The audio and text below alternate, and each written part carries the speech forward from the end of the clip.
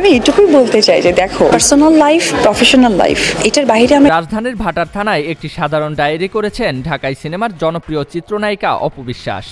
সামাজিক যোগাযোগ মাধ্যম ফেসবুকে কুরুচিপূর্ণ কন্টেন্ট ও সাইবার বুলিংয়ের প্রতিকার চেয়ে 6 আগস্ট বিকেলে তিনি জিডি করেন। ভাটার থানার ওসি আবুল বাশার মোহাম্মদ আসাদুজ্জামান জিডির সত্যতা গণমাধ্যমকে নিশ্চিত করেছেন। জিডিতে অপু বিশ্বাস অভিযোগ করেন 6 আগস্ট একটি ফেসবুক পেজ থেকে লিঙ্ক পোস্ট করা হয়। সেখানে বলা হয়েছে, শাকিব খানের বিরুদ্ধে প্রধানমন্ত্রীর কাছে আমি কেঁদে কেঁদে বিচার দিয়েছি, কিন্তু আমি প্রধানমন্ত্রীর কাছে এরকম কোনো অভিযোগ করিনি।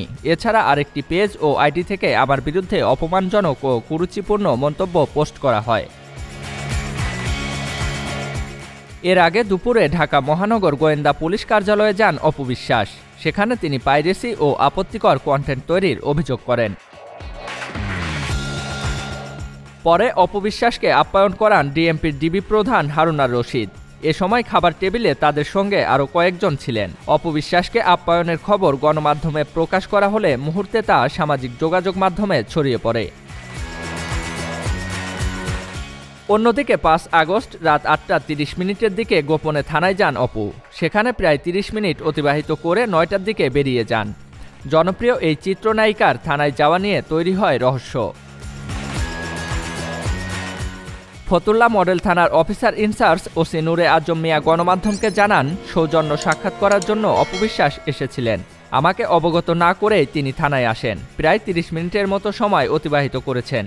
ঢাকায় চাকরি করাকালে তার সঙ্গে পরিচয় হয়। এছাড়া তাদের সম্পর্কটা অনেকটা ভাই বোনের মতো। সম্প্রতি কলকাতায় অনুষ্ঠিত বাংলাদেশ চলচ্চিত্র উৎসবে প্রদর্শিত হয় অপু বিশ্বাস প্রযোজিত ছবি লাল শাড়ি। সেই ছবির বিষয়ে কথা বলতে কলকাতায় গিয়েছিলেন অপু বিশ্বাস। সেখান থেকে দেশে ফিরে পুলিশের দ্বারস্থ হন এই অভিনেত্রী। জিয়াউল ইসলাম, এসটি এন্টারটেইনমেন্ট।